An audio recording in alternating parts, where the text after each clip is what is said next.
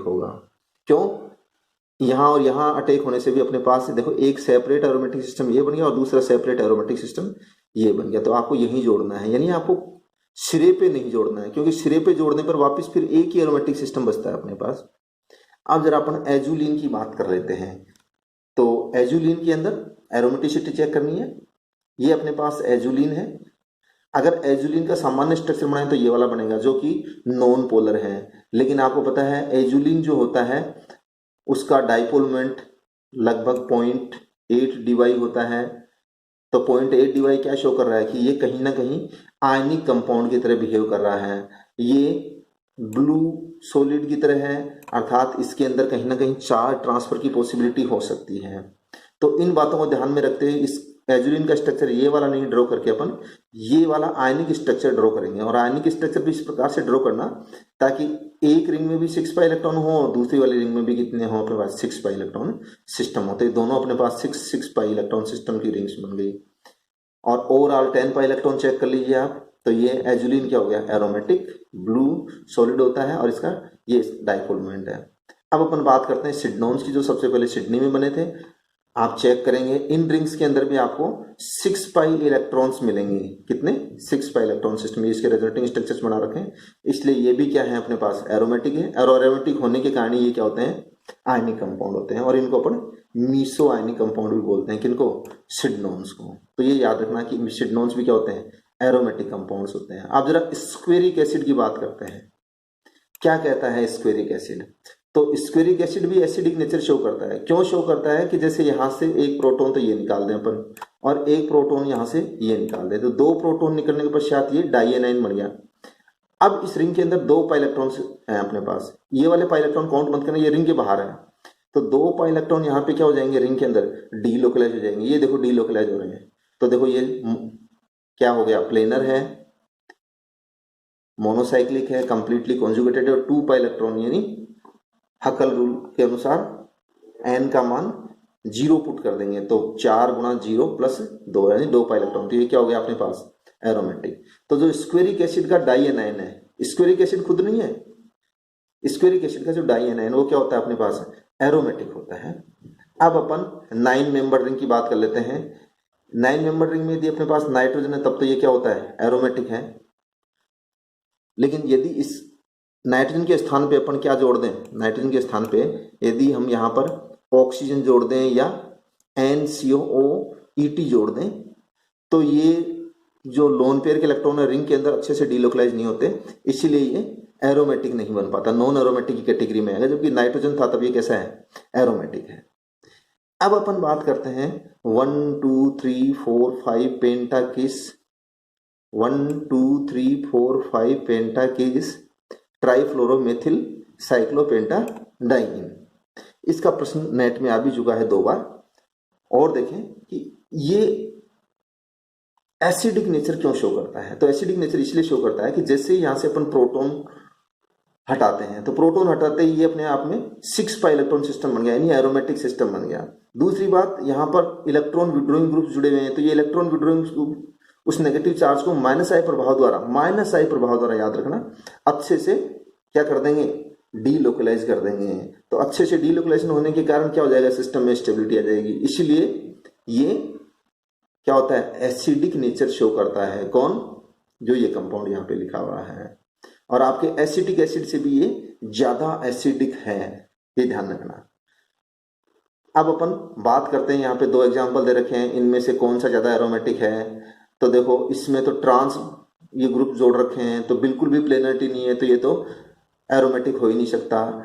इसमें सिस में 2 समूह जुड़े हैं तो थोड़ा प्लेनर है, देखो परफेक्ट प्लेनर नहीं है, थोड़ा प्लेनर है, इस कारण इसको अपन पार्शियल एरोमेटिक सिस्टम मानते हैं। अब अपने को यहाँ पर 3 एग्जाम्पल्स दे रखे हैं। ए और सी तो एक दूसरे के डेरिवेटिव हैं सीधे।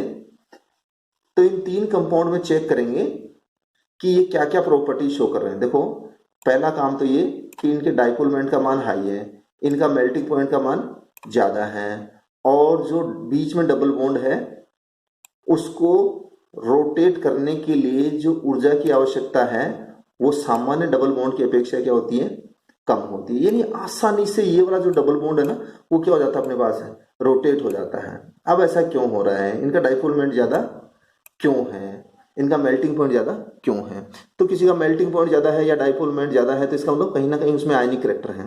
तो आप ध्यान से देखेंगे, अगर इस डबल बॉन्ड के पाई इलेक्ट्रॉन्स अपन इस 5 मेंबर रिंग की तरफ शिफ्ट कर दें तो इसमें 6 पाई इलेक्ट्रॉन सिस्टम हो जाएगा और ये अपने पास 2 पाई, यानी ये अपने आप में क्या बन गया, अभी एरोमेटिक नहीं है लेकिन इस पाई इलेक्ट्रॉन्स के इधर भेजते ही क्या बन गया, ये एरोमेटिक और आयनिक कंपाउंड बन गया। और आयनिक कंपाउंड का आपको पता ही है मेल्टिंग पॉइंट ज्यादा होता है और डाइपोल मोमेंट का मान भी क्या होगा अपने पास है, ज्यादा होगा, इसलिए ये डबल बॉन्ड आसानी से टूट करके इधर चला जाएगा। क्यों, ये एरोमेटिक बन रहा है। इसी तरह से ये वाले डबल बॉन्ड के इलेक्ट्रॉन इधर आके वापस से ये भी 6 बन गया और ये भी 6 बन गया, इस कारण से ये भी आयनिक कंपाउंड की तरह बिहेव करेगा, अर्थात डाइपोल मोमेंट ज्यादा होगा, मेल्टिंग पॉइंट ज्यादा होगा। सेम बात एक ही तरह ही है सी में, लेकिन सी में थोड़ा और एक्स्ट्रा सहारा मिल रहा है, किसके द्वारा, पीएच ग्रुप्स के द्वारा। ये पीएच ग्रुप्स जो इन रिंग्स के अंदर चार्ज आता है, जैसे इस रिंग के अंदर नेगेटिव चार्ज है, इस रिंग के अंदर पॉजिटिव चार्ज है, तो ये पीएच समूह जो होते हैं इसको क्या कर देते हैं, ज्यादा डीलोकलाइज कर देते हैं। ज्यादा डीलोकलाइज करने के कारण से फिर जो डाइपोल मोमेंट का मान है वो और भी ज्यादा बढ़ जाता है, अर्थात ये आयनिक कंपाउंड्स की तरह बिहेव करेंगे। और जो सी वाला है इन दोनों की अपेक्षा ज्यादा आयनिक कैरेक्टर शो करता है। ये नीचे इनका मैंने एक्सप्लेनेशन दे रखा है। अब अपन बात करते हैं एंटी एरोमेटिक। एंटी एरोमेटिक के बारे में मैंने पहले कह दिया है आपको, ये प्लेनर होते हैं, मोनोसाइक्लिक होते हैं, कंप्लीटली कॉन्जुगेटेड होते हैं और 4n पाई इलेक्ट्रॉन्स रखते हैं। तो 4n पाई इलेक्ट्रॉन्स यानी ये चारों कंडीशन याद रखना, वही प्लेनर, साइक्लिक, कंप्लीटली कॉन्जुगेटेड और 4 पाई n पाई इलेक्ट्रॉन, जो भी सिस्टम फॉलो करेगा वो क्या होगा, एंटी एरोमेटिक होगा। तो ये अपने पास है एंटी एरोमेटिक, जिसकी चर्चा अपन पहले कर चुके हैं, 1,3 साइक्लो ब्यूटाडाइन।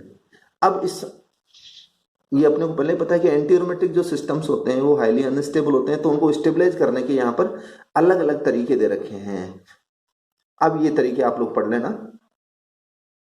एक तरीका देखो यहाँ पर कि जब दो साइक्लोब्यूटाडाइन मॉलिक्यूल्स एक दूसरे के पास में आते हैं तो डाइमर फॉर्मेशन की प्रवृत्ति शो करते हैं। इसलिए क्या काम करें अपन, इनके बल्कि सब्स्टिट्यूएंट यदि लगा देंगे, साइक्लोब्यूटाडाइन के बल्कि सब्स्टिट्यूएंट लगा देंगे तो दो मॉलिक्यूल्स एक दूसरे के पास में नहीं आ पाएंगे, स्टेरिक हिंड्रेंस की वजह से एक दूसरे से दूर रहेंगे, अर्थात डाइमर फॉर्मेशन नहीं होगा। अर्थात अपन ने इसमें थोड़ी सी क्या क्रिएट कर दी, ये बल्कि ग्रुप जोड़ करके स्टेबिलिटी। इसी तरह से ये बल्कि ग्रुप जोड़ करके इसमें भी क्या कर दी, स्टेबिलिटी अपन ने क्रिएट कर दी। तो ये याद रखना कि ये जो बल्कि ग्रुप्स हैं यहाँ पर जुड़े हुए इस रिंग के चारों तरफ, वो क्या कर रहे हैं, इसको स्टेबिलिटी प्रदान कर रहे हैं।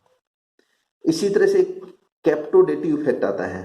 कैप्टोडेटिव इफेक्ट देखो अपने को क्या कहता है, कैप्टोडेटिव इफेक्ट में जो साइक्लोब्यूटाडाइन अपने पास, उसमें एक सिरे पर इलेक्ट्रॉन डोनेटिंग ग्रुप और एक सिरे पर इलेक्ट्रॉन विड्रॉइंग, फिर डोनेटिंग और फिर विड्रॉइंग ग्रुप। तो डोनेटिंग ग्रुप पाई इलेक्ट्रॉन अपने देता है और जो विड्रॉइंग ग्रुप है वो अपनी तरफ खींच लेता है। इस कारण से रिंग में क्या, पाई इलेक्ट्रॉन्स की डेंसिटी काफी कम हो जाती है, और पाई इलेक्ट्रॉन्स की डेंसिटी जब कम हो जाएगी इसके अंदर तो सिस्टम में क्या आ जाएगी, स्टेबिलिटी आ जाएगी थोड़ा सा। यानी एंटी एरोमेटिक होते हुए भी फिर ये किसकी तरह बिहेव करने लगेगा, एरोमेटिक की तरह। क्यों, रिंग के अंदर क्या हो गया अपने पास, पाई इलेक्ट्रॉन्स उतने ही हो गए जितने एरोमेटिक सिस्टम में होते हैं। अब ये साइक्लोऑक्टाटेट्राइन की चर्चा अपन पहले ही कर चुके हैं कि ये क्या होता है, टब शेप में पाया जाता है। और ये प्लेनर क्यों नहीं होता है, क्योंकि प्लेनर शेप में एंगल स्ट्रेन क्रिएट हो जाएगा और साथ साथ में जो पास पास के आमने सामने जो एच हैं उनके कारण से टॉर्सनल स्ट्रेन क्रिएट हो जाएगा, टॉर्सनल स्ट्रेन क्रिएट हो जाएगा। तो इन स्ट्रेन से बचने के लिए ये प्लेनर फॉर्म में नहीं रह करके किस शेप में रहता है, टब शेप में। तो टब शेप में आपको एंगल स्ट्रेन से भी क्या मिल गई, रिलीफ मिल गई, और जो टॉर्सनल स्ट्रेन है उससे भी क्या मिल जाएगी, आपको रिलीफ मिल जाएगी। ये याद रखना। अब होमो एरोमेटिसिटी, जब अपन साइक्लोऑक्टाटेट्राइन की रिएक्शन कंसंट्रेटेड H2SO4 के साथ करवाते हैं तो जो डबल बॉन्ड है उसमें एक जगह H+ जुड़ जाता है और दूसरे पे पॉजिटिव चार्ज क्रिएट हो जाता है। वो पॉजिटिव चार्ज, जैसे इसके मान लो अपन ने H जोड़ दिया और यहाँ पे पॉजिटिव चार्ज आएगा, तो ये पॉजिटिव चार्ज इधर डीलोकलाइज हो जाता है। कितने कार्बन एटम्स पे, 7 कार्बन एटम्स पे। तो देखो जो जिस कार्बन के H जाकर के जुड़ा है वो तो ये रहा, ये वाला कार्बन, और अन्य जो है अपने पास सभी के सभी CH वो CH ये रहे।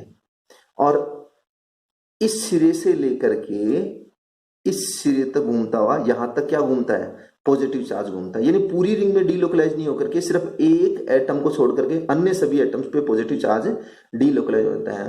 तो ये परफेक्टली प्लेनर नहीं है क्योंकि एक चौंच में निकली हुई है, ये मोनोसाइक्लिक है, ये कंप्लीटली कॉन्जुगेशन में भी नहीं है क्योंकि बीच में एक CH2 ग्रुप आ गया, लेकिन ये 4n+2 पाई इलेक्ट्रॉन्स के अकॉर्डिंग पाई इलेक्ट्रॉन्स रखता है। इस कारण से क्या हो गया, ये एरोमेटिक की तरह दिखने लग गया अपने को।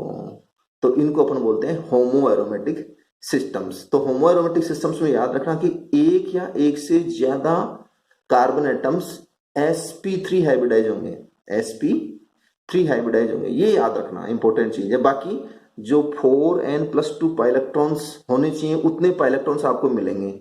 जो प्रोटॉन्स रिंग के बाहर की साइड में अपने पास वो हाईली डीशिल्डेड होंगे, लेकिन जो जो sp3 हाइब्रिडाइज कार्बन एटम का H है जो अंदर की साइड में यानी जो रिंग के ऊपर H होता है वो होता है अपने पास काफी ज्यादा अपफिल्डेड, यानी उसके लिए डेल्टा वैल्यू का मान काफी कम होता है, और जो बाहर की साइड में होता है उसके लिए डेल्टा वैल्यू का मान क्या होता है, ज्यादा होता है। इनकी डेल्टा वैल्यूज को अपन ने अगले पेज पे लिख रखा है, यहाँ पर ये डेल्टा वैल्यू जो अपन ने दे रखी है। ये डेल्टा वैल्यू किसकी है, नेगेटिव वाली, ये वही H है जो रिंग के ऊपर है।